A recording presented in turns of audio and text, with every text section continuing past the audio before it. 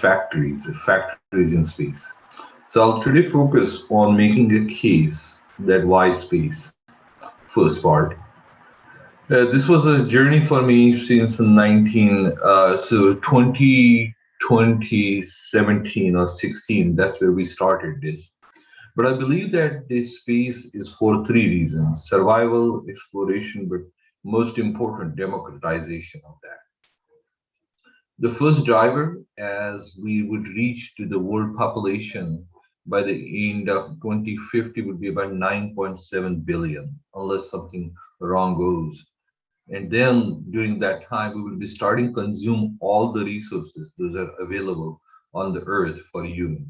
And so we're reaching to a very important milestone of 2050. And this is 2021. So we don't have many years left now. Also, as the world population, as I mentioned, and this is where what I was talking about, where you are in 2050, where you're reaching to that threshold number. We do need more resources as we continue to grow, but at the same time, we're starting to build the circular economies. The second, the human passion, the top of the Maslow pyramid for exploration, would never stop and would continue. Especially speaking from Purdue, I would like to acknowledge that a very established history making astronauts like Neil Armstrong and many others, about more than 22, were alumni of Purdue. So we have a very large history in space as well as in manufacturing. So Purdue has become a natural nexus for in-space manufacturing. Going more importantly, that at this point in time, you will see that most of the engagement is from SpaceX, Blue Origin, Virgin Galactic, and few other maybe hand-picked corporations. But it is very important that an average citizen need to become a part of this democratization process, and that's why manufacturing is very important. So every civilization, when it was built, the democratization and application of materials enabling manufacturing became very important, and I foresee that for the space as well. What we are seeing in the recent times, there are all the way from space tourism to medicine to faith to also the food manufacturing. They all are become very important, including the defense side and the exploration side. However, there are limitations. If you just look at the size of the footprint, where I got involved in this was because when we saw this, that size of the rocket, the size of the fuel that we just burn, burn out in the process to deploy a few satellites around, if you think put a manufacturing hat, that is a very non-efficient process where it is right now. So there is an opportunity. Sorry, Ajay, we lost. I think your audio has suddenly gone down. Can you hear me right now? Yeah, it's better now. Yeah. Thank you. So what we saw is that the size of the devices that we are using to be in space are taking far more resources than what we are getting. So ROI is very little. This is continuing reducing the cost of equipment, and that's why in-space manufacturing became very important. So the vision for us is manufacturing science and engineering research to support the development of factories in space, because as you realize, I can speak for the United States. So as the civilization first settled on the East Coast, as the civilization started traveling in the West side in California, not only people moved, but the manufacturing moved as well. So I do foresee that for us, for establishing the human civilization in space, the factory, the manufacturing, the logistics, the supply chain, and if biology is going to be there, there would be food as well as there would be devices of all kinds. And so an intermodal extraterrestrial supply chain for sustainable exploration and habitation. In manufacturing, the kind of the questions one would ask is what type of products and services should be manufactured? What type of factories will be required to produce such product? What kind of energy materials and extraction systems need to be deployed? What kind of processes would be required? What fundamental advancements in our understanding of manufacturing, science, and engineering? So because manufacturing is about 3R: repeatable, reproducible, and at the same time reproducible. At the same time, there are three P's also important: productivity, profitability, and producibility.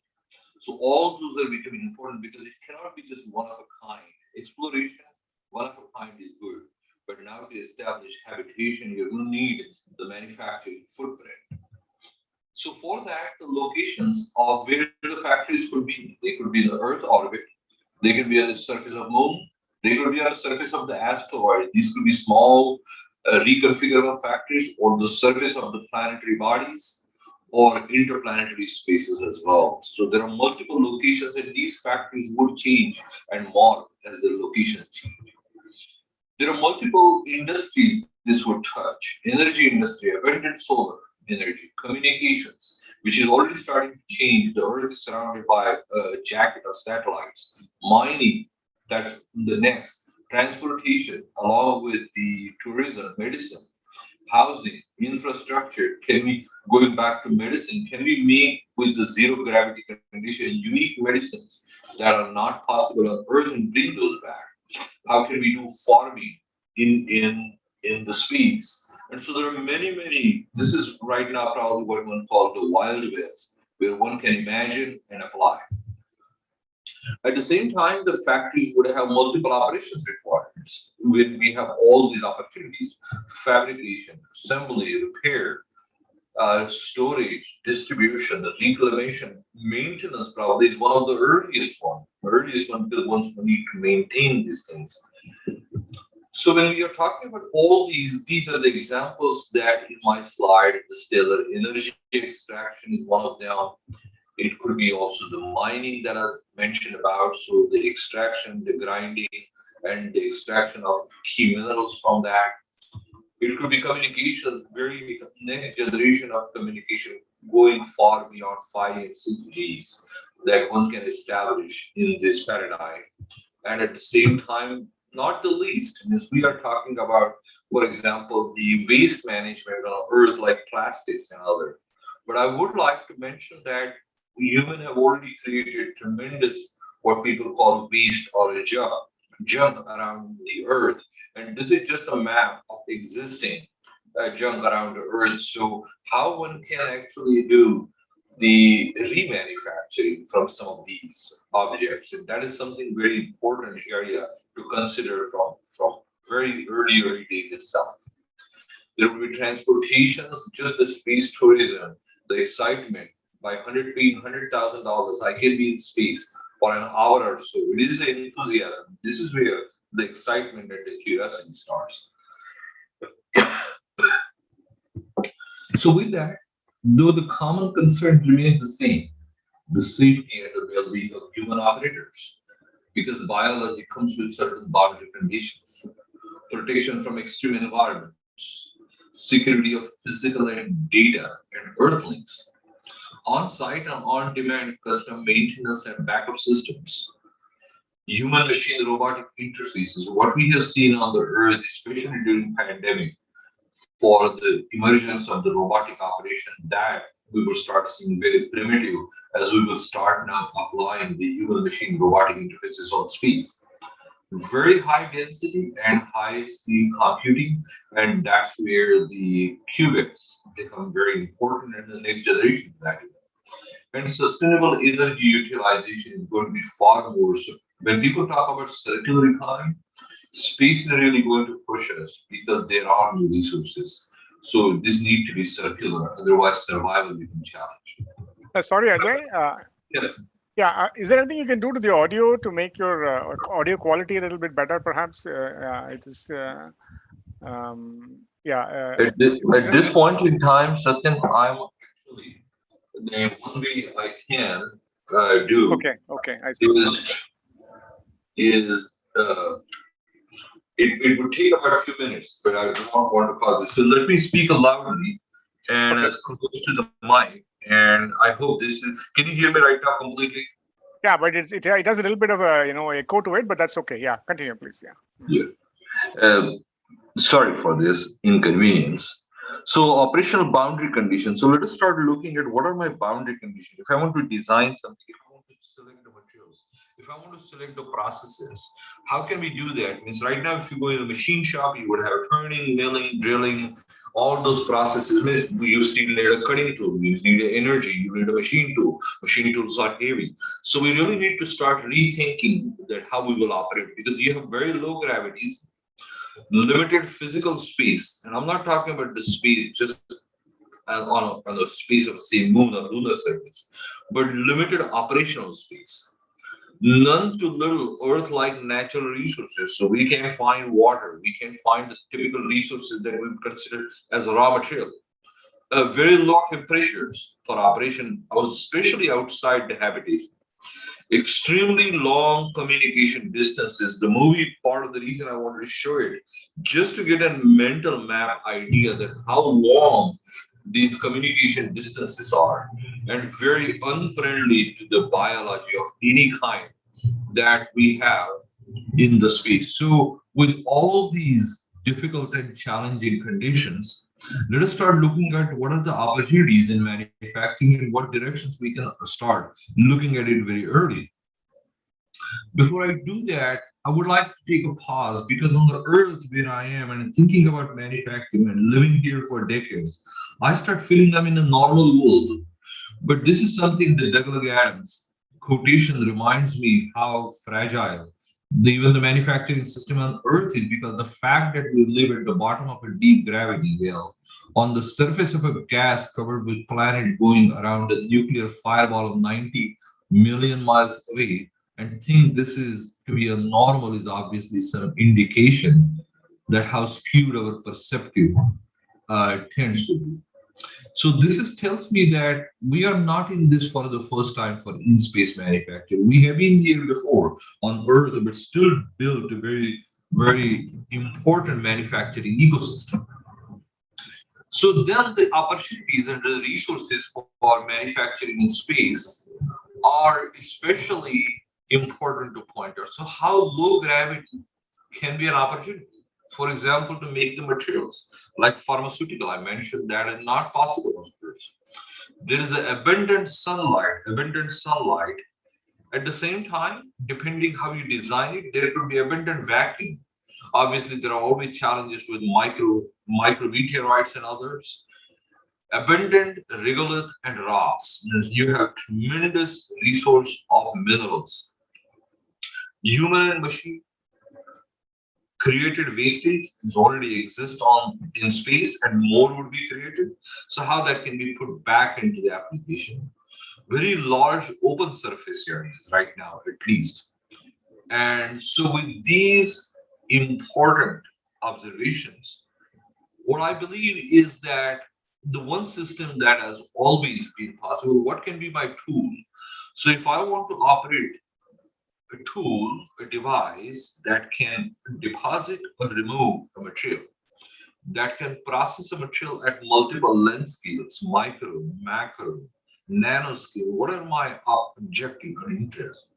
So first tool that I believe that the materials of my choice in that very severe environment is carbon-based material. A lot of attention over the years has been placed on silicon, and silicon has done magic for the humankind. But I believe that bigger even than silicon is carbon. Carbon economy is a $1 trillion economy. Means for human protein to polymers to every aspect of carbon. We are in the carbon world from inside out and outside in. So carbon becomes a very stable structure. At the same time, carbon can work with the human biology very friendly. So carbon is could be one of the backbones of building this manufacturing platform. Second are heavy metal salts. Those are available in regolith and multiple rocks. Photons, I find the opportunity for photons very exciting for communications, for processing as well. And the last but not the least, ions, because if I do not want to have the machine tools, those are traditional, then what we apply on the earth, those are physical, the mechanical. For example, electric discharge machining, electrochemical machining, milling, drilling, turning. I would really need quite a bit infrastructure in space, but I just don't have the opportunity to do that. So photons and ions, along with carbons and heavy materials, are, if I may call, my tools or the raw materials and the tools that I believe for multifunctional materials and the tools for manufacturing in space. And there are evidences that solar light can be used to pump NDAG and other lasers in space. So we will have also the application of solar cells not only to harvest the energy, but also to pump or to fuel our tools per se. So with that intent, I would like to share some opportunities. I have been in the area of diamond and diamond-like carbon film for many, many years. And this is something, this seminar is also very exciting. It brings me back to where I started because I started my career with lasers and diamond light carbon, and that's what I will be speaking in the first part. I do believe that as much as we are talking about diamond, and I'll make a case that how opportunity or challenges are in manufacturing diamond light or the bond in what you may call the sp2 and sp3 hybridization bond engineering also presents very unique opportunities with diamond like carbons. So this is very exciting to share that the work that I'm about to present is from August 1991 when I graduated in my PhD between University of Pune and National Chemical Laboratory. It is really exciting. And I was a CSIR fellow there. So with that, I believe diamond is an ultimate phase of the material, and this was one of the quotations from Sanskrit I applied on the front page of my thesis because I do believe it is the ultimate phase of the material that one can achieve. Why it is an ultimate phase and how the phase diagram look like? It has a very demanding phase diagram, as you realize that where the diamond is the stable phase, it is the HPHT, high temperature and high pressure. So to stabilize this phase and to synthesize this at relatively lower temperature and pressure, you're going to have very competing processes to remove graphite and to deposit diamond, and that presents its own challenges. If you look at the integration of sp1, sp2, and sp3 bonding, and if I may start talking about bond engineering of carbon, an opportunity to configure and reconfigure material. I always felt like you can engineer a multifunctional material at the atomic scale with bond engineering, then at the same with the chemistries at micro and nano scales, and then with the form factor at meso and macro scales. So at a very fundamental level, you can engineer carbon in a multiple forms going from amorphous carbon to 2D crystalline to amorphous and microcrystalline and microgreen polycrystalline materials to a single crystal. So diamond all the way from different forms of carbon means if you just think aloud, then you are going to find so many different forms of carbon with so many different form factors that one can achieve very unique device and slash or systems. This has very unique properties as well, and this is where you are going to start seeing on the left hand side very unique properties of diamond. Just the carbon phase, diamond, graphitic, glossy carbon, evaporated carbon, ion beam deposited carbon by IBAD, and then hydrogenated amorphous carbon. You can start seeing that how just by manipulating, so the case that I made here by bond engineering, you can achieve so many different properties, all the way from conductivity, optical band gaps, density, and hardness. So you can achieve the multifunctionality in one element just by bond engineering. And that is something very impressive for me. This also presents, if you start looking at a perfect material, and there is a saying that just make sure perfect doesn't get in the path of good. Diamond is probably one of the perfect materials, is a great, great thermal conductor. It's one of the greatest Jay, we unique. seem to have lost your audio, Jay. Maybe it's a problem with our network here. I'm not sure. Is anybody else facing the same problem? Hello, Salil, can you hear me? Yeah, now I don't. Yeah, now it's better. I don't know what happened in the middle there. Yeah, sorry. Continue, please. Yeah. So, thank you. So, coming back to the properties of diamond, it actually provides a very unique opportunity from thermal conductivity to optical properties, but at the same time, it needs to have very precisely engineered crystal structure for that, which is a superimposition of the two-phase center lattice shifted along the diagonal by 8/4. So at the start of diamond innovations, that I'm talking, this is in 1995 all the way till about end of 2010.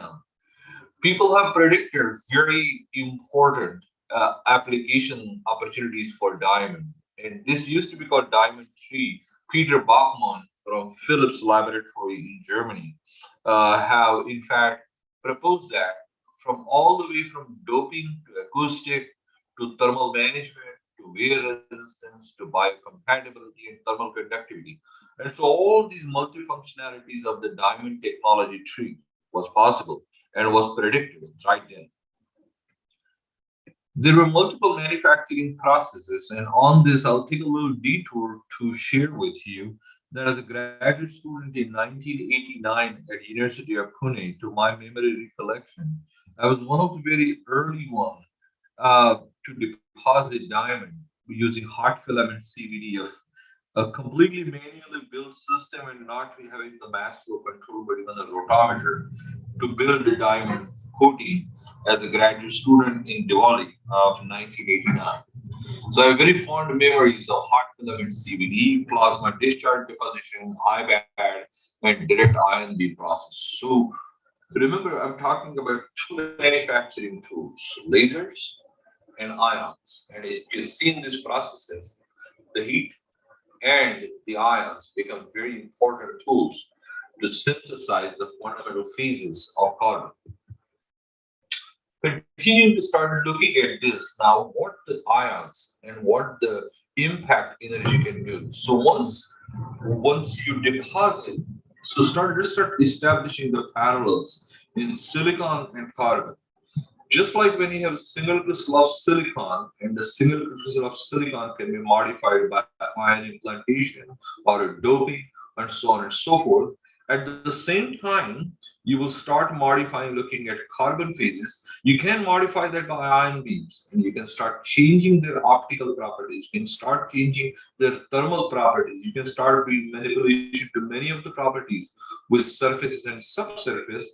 And at the same time, instead of looking at boron and phosphorus, you can start looking at hydrogen and nitrogen and others that can start tailoring the carbon properties as well. So you need to have two opportunities, elemental modification and the bond modification at the very fundamental level.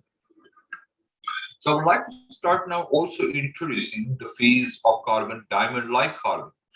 Because, and one would wonder that, AJ, where in the space you can get carbon, tremendous amount of the byproducts of the fuels that would be burned for the plasma thrusters and other, you're going to have a abundant source of carbon. And this all source of carbon can be recycled back to make the materials. So it can become a very good example of how you can put back the waste in the manufacturing as well. So diamond-like carbon film, if you can start looking at it, has very comparable in many ways and many ways very different properties. The unique advantage about diamond-like carbon film, however, is the processing temperature. The processing temperature of diamond by CVD, chemical vapor deposition, are over 700 to 800 degrees, because you have two phases that you're depositing either from methane or acetylene or some of the other gases. And you have two competing depositions, which is sp2 bonding and sp3 bonding. And once you start removing the undesirable sp2 bond with atomic hydrogen, which you are breaking down over a filament or in the plasma, what would result into is that naturally, unless you control the process very atomic scale, you're going to have a polycrystalline. And once you have the grain boundaries, especially for semiconductor properties, the grain boundaries are going to be detrimental. And that's what the controlled growth processes are going to be challenging. So this might present an opportunity to look at the amorphous material phase, just like people have started work initially with amorphous silicon and found multiple properties of them. It could be worth the recommendations to start also simultaneously looking at diamond-like carbon because the manufacturing temperature for diamond-like carbon film almost can be close to the room temperature. So in here, I start looking at what is called the metastable processing of carbon using lasers and using ion beams. And on the left-hand side, you're seeing the roles of ions, pulse laser, CW lasers, and the furnaces, and what you can achieve on the right-hand side. And with these, keeping in mind the non-traditional tools of manufacturing would be lasers in this particular piece, and a few examples of ion beam, and then the carbon pieces. So this is an example of a laser PLD, pulse laser deposition system that actually I use. This is a real picture of my own doctoral work. But that time we had an access to pulse ruby laser. Today, the technology has advanced quite a bit. You can have fiber lasers, you can have diode lasers, you can have so many different types of Ti sapphire, you can have femtosecond, nanoseconds. You can really exploit the power of laser tremendously, but the manufacturing processes can be at a very low temperature of diamond-like carbon film, which we'll see in a minute. Second manufacturing process that I mentioned, other than lasers, is ions. Why ions? Because ions can penetrate surfaces in angstrom or in nanoscale, cause the atomic scale perturbation at the desired location. One can also do the shadow masking, and because of that shadow masking, you open the opportunity to to change the property only at certain locations. So it brings in manufacturing selectivity, which is very exciting. So this was an ion implanter that I had used during my doctoral work with Professor Satish Ogle's lab at Micron Lab.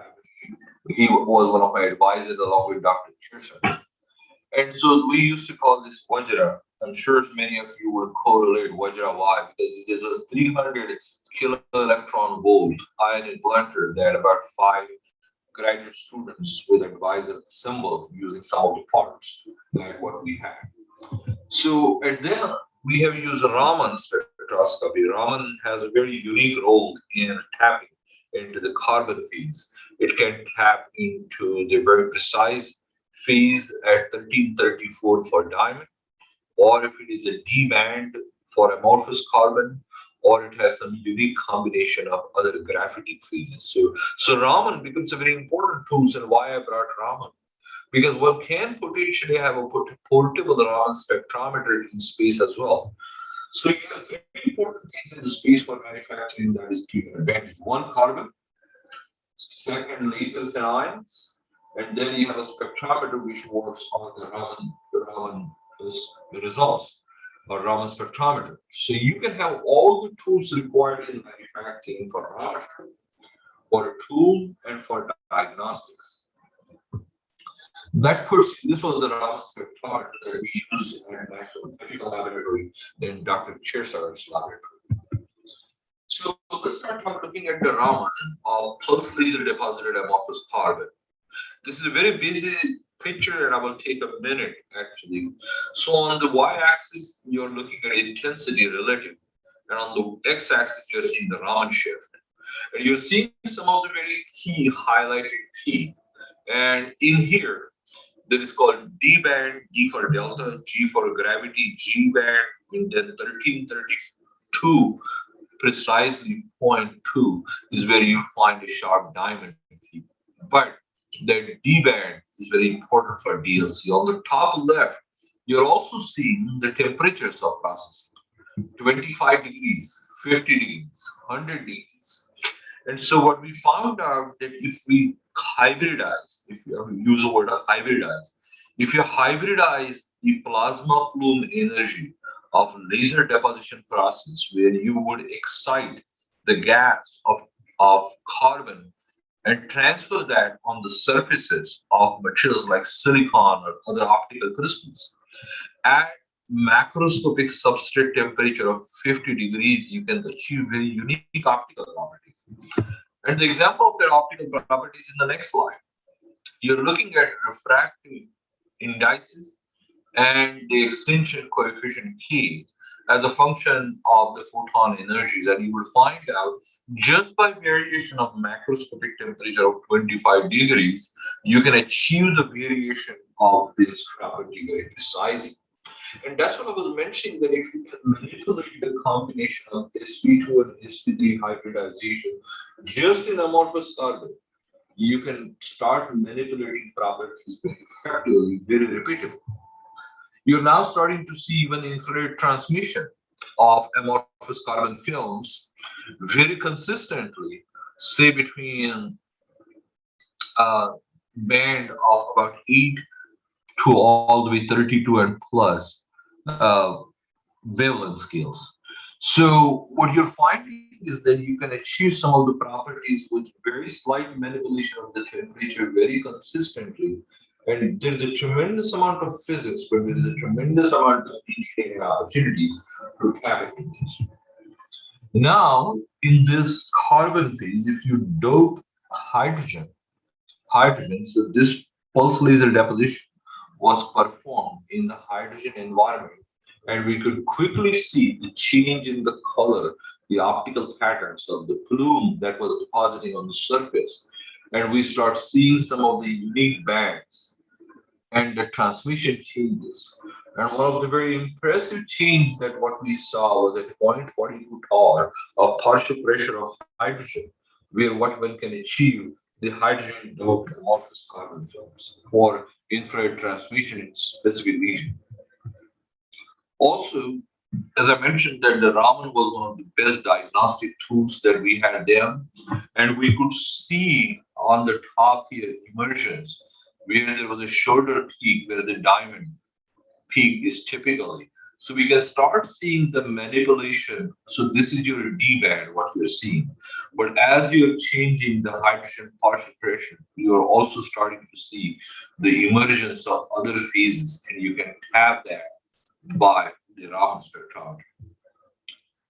We have also applied the UV laser assisted selective machining. So once we have deposited diamond-like carbon, we can then study how the laser can be used by selective patterning for etching purposes of amorphous carbon and amorphous hydrogenated carbon, how uniformly the step pattern was, how uniformly the material removal rate was. At the end, I list multiple publications, those are associated. So you can go in detail in the interest of time. I kept it just as an anecdotal example. We have also done, as I said, ion implantation. So this was very exciting physics interest personally for myself was that if you make an amorphous carbon, how much more amorphization or disorder that you can deposit in an amorphous material itself. So I've taken an amorphous carbon as a system and continue to do argon or inert gas ion implantation to create a disorder.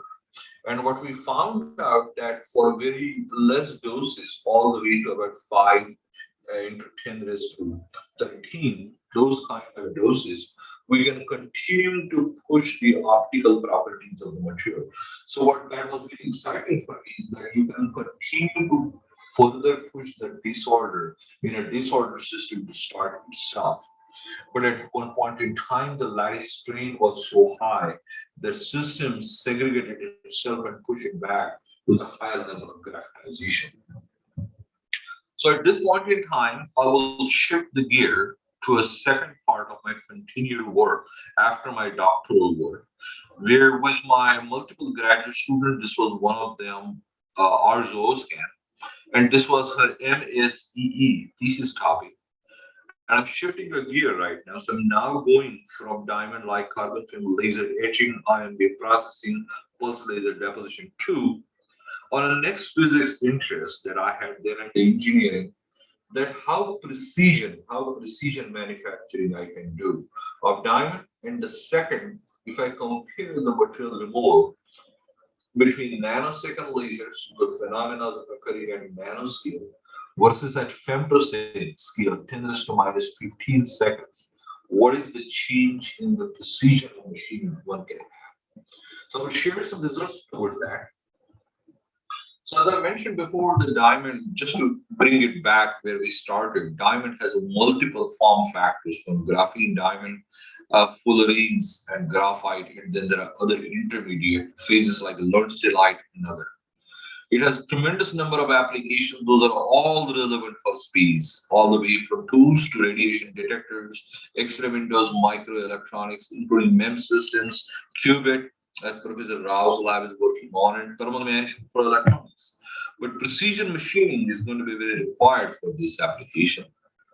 So why this is required and what are the requirements? Very chemically clean, because as I mentioned that a diamond is thermodynamically compatible. If you irradiate the surface, one can provide enough energy and thermodynamically metastable phase diamond to go to the graphitic phase, which is highly absorbing phase. So chemically clean material removal is important. Thermal and mechanical damage free. Because diamond is also anisotropic material, so the crack propagation can be very anisotropic. Ultra precision all the way to submicron geometrical scales and effective time and other opportunities that are required. So for that, we have used a femtosecond laser. This was ultraviolet femtosecond laser, 10 to the minus 15 seconds, and if I remember correctly, 380 femtosecond. The unique part of femtosecond laser that the pulse width is smaller than a phonon vibration time period. So this is like me saying that I have a window and I can open and close that window faster than even the light can travel. And that is exciting. But if I reverse the condition now, that the light that is coming in can come in so quickly that my window opening and closing time is too long, by 2 or 3 orders of magnitude. That means by the time the photon vibrates, the photon has already reached the lattice. And this is called typically two photon absorption and the cold material removal. One can achieve size and graphitization free micromachining. These are some of the examples of this. So this is 380 femtosecond, 3000 laser pulses, and the wavelength was 248 nanometer, and the energy was about 1 joules per centimeter square, and we can very precisely machine the material with a very high aspect ratio features on a diamond that was pre-synthesized before. Also, we discovered this work is probably in late 1998, 99 time period. We could also realize that we can exploit the superimposition of the incident wave and the reflected wave, and with an interference pattern, we can in fact write the hatch-like three-dimensional structures using the radiation as well. Now, if we can achieve the control over this phenomenon, this not only opens an opportunity for two-dimensional patterning, but also three-dimensional patterning, which was very exciting as well. And this is all cold processing, so you're pristine beekeeping the phase of diamond being intact. This was the validation by Raman spectrometer. This is done on the CVD diamond. So Raman spectra of CVD diamond treated with femtosecond UV excitement laser. And what we have found out that if there would have been any degradation, the full width at half maximum of the peak would change, broaden because of amorphization, and there would be certain peak shift. And we found out no change in those patterns. What we did find out, because of surface roughness change in the machining, there was a drop in the intensity, but peak location, peak location and the full width at half maximum stay the same. So I would like to leave, as I said, some time for question and answer. These are multiple publications. All the work that I have presented from my doctoral and after is all published, and these are some of the anecdotal publications that are over the years. So at this point in time, in summary, I would like to point out the opportunities and resources. We are all excited about manufacturing in space, but we do have multiple boundary conditions, and those boundary conditions are good because we are able to reinvent ourselves what the manufacturing could be. And as we are on Earth, it is also a fragile system. But the new normals should be low gravity, abundant sunlight, vacuum, abundant regolith and rocks, human and machine waste, large open surface areas and open spaces, and those become our raw materials as we go in space. So with this, I remember a couple of quotations from some of the founding fathers of the space.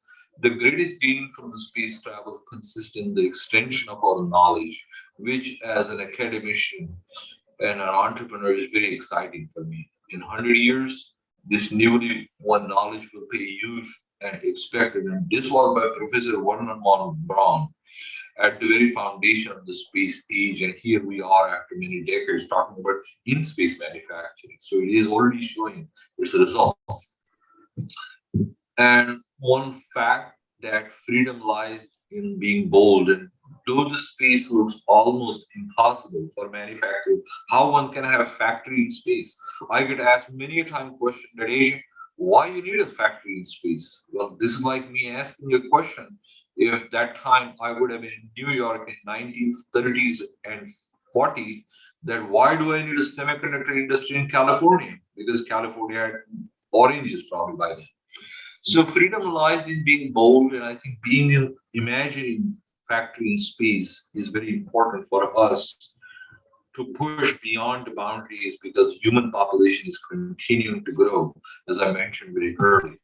So with that, this is what I envision that what we will have an ecosystem between Earth and the space, and that we hope we live in harmony. So with that, I would like to conclude my talk and will be happy to discuss this topic further. But once again, thank you for the opportunity to share this. This was very exciting and in many ways for me to start finding the work that I have done earlier in my doctoral work very relevant after many decades for the next venture, which is in space. Thank you. Professor Satya, Professor Rao, and Professor Mohan, thank you for attending and all the attendees. Sure. Thank you very much, Ajay, for showing us the dreams and the big pictures of in space manufacturing and your backgrounds in Diamond. So yeah, now the forum is now open for questions. So maybe I'll just start with a quick question just to trigger things, perhaps. So Ajay, where do you see? What do you see as Diamond's place in space manufacturing? I mean, do you see diamonds being manufactured in space, or it just be used? Its properties to be continue to exploit in space? You think, or yeah, just wanted your thoughts on that. I do see actually diamond and various other forms of diamond like carbon, because diamond like, see, if you go back and let's learn from the past and derive the future. So if you look from the past, when the tremendous amount of research started in diamond, and I was a part of that diamond and diamond like carbon, and that led to the fullerenes, and that led to the graphenes, or so it is a carbon nanotubes. So the question from manufacturing that I'm coming is, we need to ask, why do I need it, rather than first what do I need it. So in space, I'm going to need devices. In space, I'm going to need hard surfaces. In space, I'm going to need thermal management. And so if I need I would need optical windows as well. So if I need optical functions, electrical functions, thermal functions, and the mechanical functions, how many materials do I have choices that can deliver all these things? And carbon-based materials are probably one of the very few that I can count on the hand. So manufacturing of diamond and carbon spin-offs is probably going to be one of the very important areas for devices and non-devices, or multiple types of devices. Okay, thank you, Ajay. Any questions for Ajay?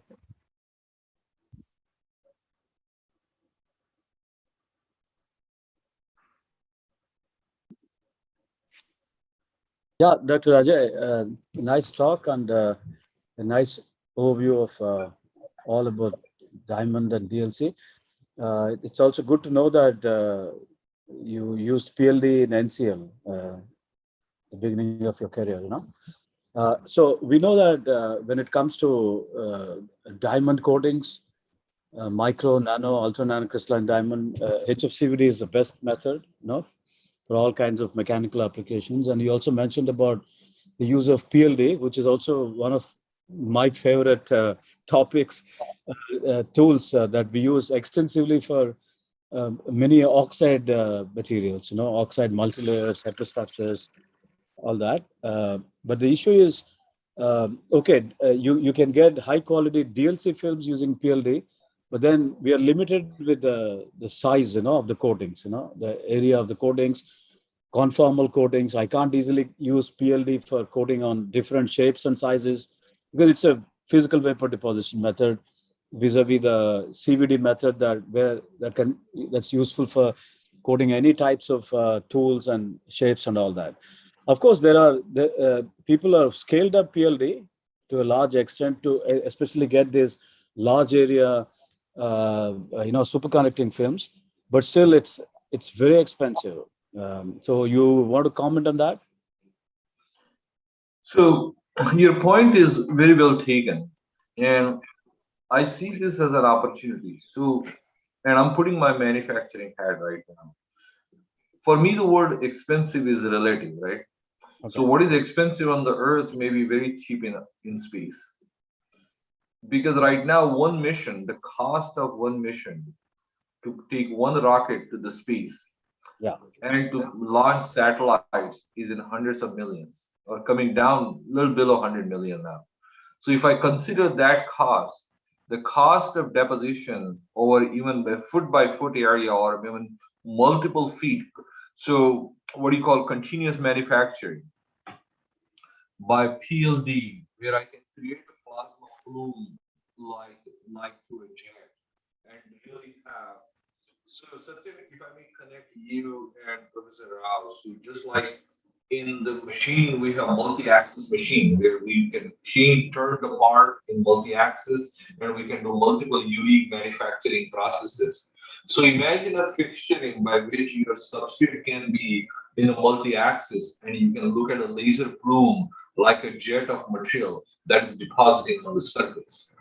So if you combine all that together, Professor Rao, one will be able to deposit on a very large and complex surfaces very precisely. And also, what opportunity you present is shadow masking. Because of that shadow masking and opportunity, so laser rastering, laser light shadow masking, and focusing on the laser. Those three things collectively open a very large manufacturing space. Exactly. That's a good point. And rastering is something we have tried, and we have succeeded in getting scaling up from 1 centimeter square to almost 2 inch square. It's easy. That's a good solution if you want to have large area coatings. And your point about the in one of the slides you showed the use of Nd:YAG laser.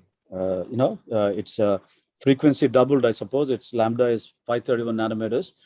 So it's easy to carry Nd:YAG laser up there. You don't have the hassle of using gas lasers, refilling them and all that. Yeah, okay. That's a good point. Yeah. And remember, Professor Rao, you can also pump the solid state lasers in space using the sunlight. Sunlight, Now, yes. that gives a very big advantage. Yeah, that's right. Yeah. But then So, as I said, that I would like actually people to think that we are in a whole new paradigm. And once, so when I started thinking about this for years, I started looking what I want and why I want first.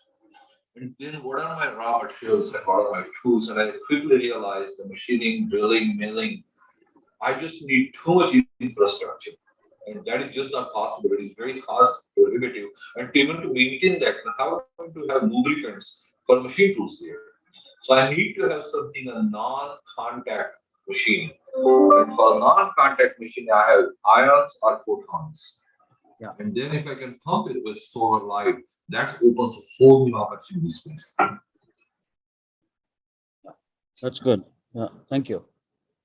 There's one question on the chat box. I think the question is more about when laser interacts with diamond. I mean, what kind of damage does it happen? Is there any surface, subsurface damages, integrity issues? Is a question that's being asked. Yeah. A good question, actually. That's why it depends on the combination of the wavelength and the pulse width. So surface is a very relative term. If I'm talking about devices, I'm talking about few nanometers. And if I want to machine few nanometer without creating any damage, probably the choice of tool I have is femtosecond laser, because my pulse width is so short and I can achieve very precise material removal. So my surface integrity at nano and tenths of nanometer or 100 nanometers would be very high surface integrity. Now, am I going to get some what I call HAZ, heat affected zone, or certain amorphization at the wall with femtosecond laser with 2-photon absorption, cold manufacturing?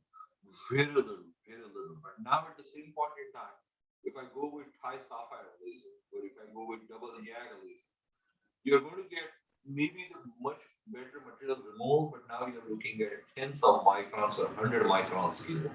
So one thing, I'm glad you asked that question, because when one look at a laser, they look at a laser as an absolute one tool.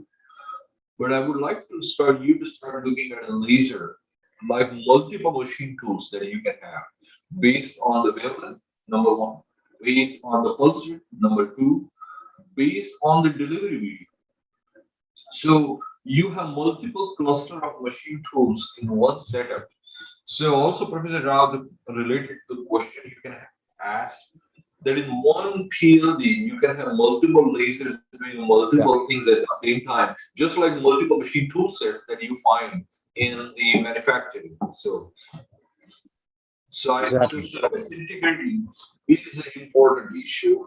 And I would like to expand on the goal of surface integrity, not only physically, mechanically, but also chemically, because carbon being thermodynamically metastable, certain graphitization, certain formation of this heat bonding formation is a part of the surface integrity as well.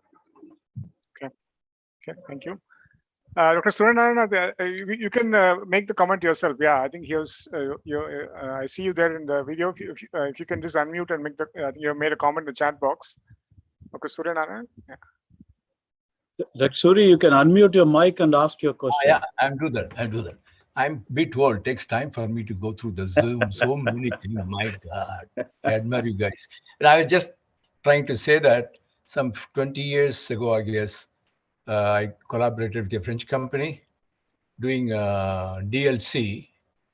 They used a plasma CVD, plasma enhanced CVD. I'm not a specialist. That guy was a specialist. I've seen huge drum brakes being coated, something like 30 centimeters diameter. I mean, they coat the molds, which are used for making pressure cookers, so that the pressure cooker comes out very smoothly. All the lids and the vessels and all that. Otherwise, it gets some kind of a cracks. I've seen it myself. That's all. Thank you. Sure. Now, I'm glad, Professor Suryanarayan, you mentioned, because some of people may not know. So remember the hard disk that we buy, hard disk. Those all hard disks, especially the mechanical hard disk, they're all coated with diamond-like carbon. And remember how many billions of hard disks you have. So diamond-like carbon phases can be deposited on a large area with a high speed, with a very high precision. This is the thickness of diamond-like carbon on a hard disk. It's probably down to about 10 nanometers, and that is put precisely for reducing the friction between the memory head and the disk.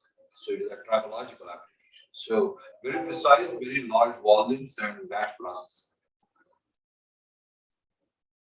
Professor Mohan, yeah. Yeah, Ajay, it has been a pleasure to attend your talks for the last 25 years, and especially this one after a long time. You covered a lot of things, right from diamond film synthesis to diamond machining, right from photons as well as ions. To point out the question which Mr. Rao asked, yes, you covered it with lasers of different kinds and also sputtering. But now that ion beams with ion guns is also coming up, how do you compare the process in space using lasers on one side and ion beams coming out of the RF ion sources, Kaufman ion sources? How do you compare the process?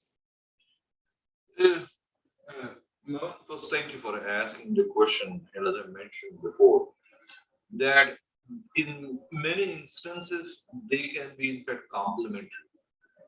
What I meant by complementary, that lasers can be used for transferring the materials, lasers can be used for machining the materials, laser can be done also for selective amorphization, so you can optically modify the material in an XY plane. But ions bring something very unique. Their they bring ability to deposit and dope selectively materials like nitrogen, because for making p-type or n-type carbon phases, nitrogen, boron, these are very important materials. Along with that, depending on which ion source, I work with ion sources in my career. In fact, build the ion sources like for oxygen ion, cold ion sources, what we used to call, or high temperature also ion sources for argon ions and krypton. Depending on the ion sources, ions can be complementary to lasers, but ion beam, once you do need a set of electromagnetic lenses to focus that. And that brings certain inertia, certain rigidity to the manufacturing system. On the contrary, the lasers can be passed through a fiber optics, or if it is a diode lasers, they can be compacted and the light can be collimated and pulled it out by a fiber. And once you have it like a fiber, it brings that multi-axis. With ion beam, you do need some collimation using electromagnetic lenses, and that puts certain challenges. But anyhow, it could be complementary depending what could be the end goal. Thank you. Thank you. There are some more questions. I welcome the audience to unmute and ask them yourself. So there's one question about biocompatibility of DLC and carbon coatings. Are they really biocompatible? Is one question that's being asked. Yeah, they are biocompatible. In fact, there are diamond-like carbon film coated bioimplant used today. And also diamond probes have been explored for deep brain stimulation applications. So diamond and diamond-like carbon, as I said, another beautiful part is that if the human biology is going to go to space, we need to be started looking at more materials that are compatible to the human biology. And carbon phase is very compatible to the human biology. Absolutely. Okay. Yeah, there's also a comment from, sorry. I remember correctly, many years before, and there is a Heart Institute, and I'm escaping which location it was, but a very famous Heart Institute. And I was a graduate student then, and my advisor, they reached out to them and asked on artificial ultra-high molecular ethylene heart valve, can we put a diamond-like carbon film coating on that? So the DLC has proven very compatible to the human blood, especially. Okay. There is also a comment again by Dr. Suri about using of titanium heart valves with the DLC coatings, I think, is what he has mentioned. Yeah. Okay, any questions from, we have many students and scholars I see on the audience here. Any questions? This is a chance to interact with Professor Ajay.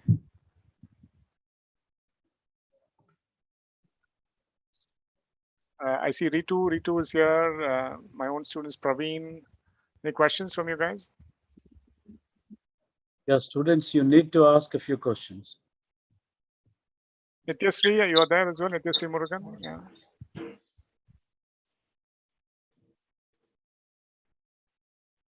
So there's a question that reads, air-assisted laser micromachining, similar to that of chemical jet, can be interfaced with laser beams. Yeah, actually, can you ask the question yourself? I'm not sure who that person is. The name is, yeah. Oh, anyway, yeah, I'm not sure. So the question is not very clear, but I think he's talking about mixing lasers and chemical jets. Was that to help in micro machining? I think something like that. This is Ravi Shankar here. Hi, Ravi Shankar. Please ask the question yourself. Yeah, please. Yeah, so commercially available, for example, we have air jet assisted. For example, if you want to machine a high thicker plates or something, so normally we use air assisted laser beam micro machining systems are there commercially available. So currently we are working on can see water assisted is also somewhere available. I understand for Tata Iron and Steel and other places. So can we interface this chemical jets instead of water jets? Can we interface or with respect to the lasers? If we interface, any problems because of your experience? That's what I was. I'm a professor in Department of Mechanical Engineering at IIT Tirupati. So Thank you for asking the question and nice to meet you. If you're asking this question in the context of in-space manufacturing, in space we have no air and we have no water. And so to combine the laser with air may not be doable. If you're asking this in the context of on Earth, many a time the laser, depending what you choose, whether it's IR or whether it's NIR or visible, most of the time the laser can get absorbed in the water. And there have been the published paper, including myself, where in fact you can have a substrate immersed, like a tantalum, immersed in the water, and the laser that get absorbed at the water and tantalum interface can leave the oxide films on the surface of the metal because of the breakdown of the water and then the oxidation of the tantalum or metallic surfaces. So lasers sometimes, again, it depends on what liquid you're choosing, it depends on what laser you are selecting, but in most of the time, laser radiation get absorbed in the water, and that can be used or that has been shown to use for, in fact, reactive deposition more than the material removal. But if it is in the context of space, in the space, unfortunately, the water is not one of the raw materials. thank you, Professor. I think, Ajay, Ravi has been eagerly waiting for you to visit IIT Tirupati for quite some time. When are you going to fulfill it? Yeah, so I worked in IIT Guwahati for 7 years, sir. So last 3 years back, I moved here. So I mailed you when I was doing my PhD at the time for postdoctoral and other things. I am way back like 2010, 11 actually. Well, thank you for reminding, and I look forward to see you in the future. Yeah. Thank you. Yeah. So I will put a mail, official mail, sir. Thank you. Okay, we have reached the 6:15 time limit, which I had promised to Ajay. So I guess, yeah, so I take this opportunity once again to thank Ajay for your time and your, sharing, your willingness to share the knowledge, especially your, the diamond-based work that you shared and your vision and for the future of in-space manufacturing. So thank you again very much, Ajay, for your time and talk. Yeah, thank you. Well, thank you all, and I look forward to see you in real time sooner. Yeah, thanks. Thanks once again, Professor Ajay, from my side for a very informative talk and all the interactions. We look forward to having more such interactions in future also. I look forward to it. It's a pleasure meeting you, Mohan. It was very special you could join. Thank you. Good. Thank you, Ajay. Thanks See to you you, all. organizers. Right. Bye. Sure. Thank you. Bye-bye. Bye. Bye. Bye.